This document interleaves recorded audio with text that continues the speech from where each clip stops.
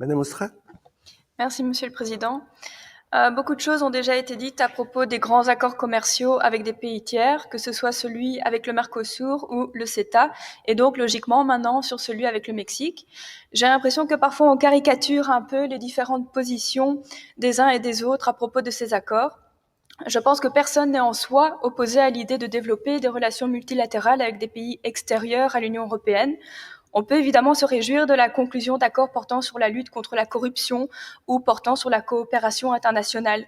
Mais en 2020, on ne peut décemment pas vouloir conclure des accords commerciaux de libre-échange pour des motifs économiques, ce qui est bien le but de cet accord, sans porter la plus grande attention aux critères et à leur côté contraignant. Depuis la crise, on est en droit d'être encore plus suspicieux à l'égard de ces grands accords mondiaux, surtout à Bruxelles où le gouvernement prône, à raison, l'importance d'une économie fortement relocalisée.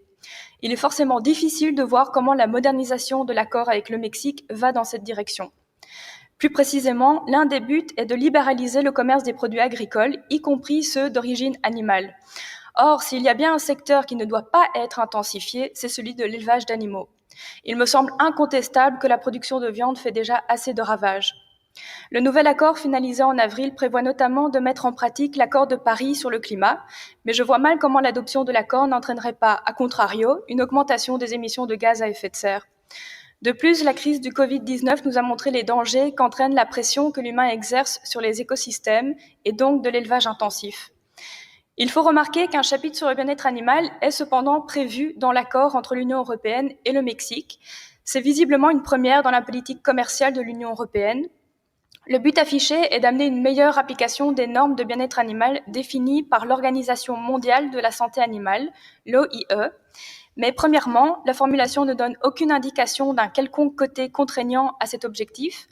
Deuxièmement, les règles de l'OIE sont généralement moins ambitieuses que la législation européenne en matière de protection des animaux d'élevage. Et surtout, l'accord prévoit des préférences considérables pour le commerce de bœuf, de poulet, de porc et des œufs, sans même y conditionner le respect des normes de bien-être animal.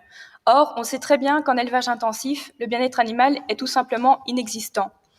J'aimerais donc connaître la position de Monsieur le secrétaire d'État à ces égards, en lien notamment avec les objectifs environnementaux du gouvernement bruxellois, mais aussi avec le fait qu'il reconnaît désormais aux animaux le statut d'êtres vivants, doués de sensibilité, de propre intérêt et d'une propre dignité, et qui bénéficient d'une protection particulière. Je vous remercie.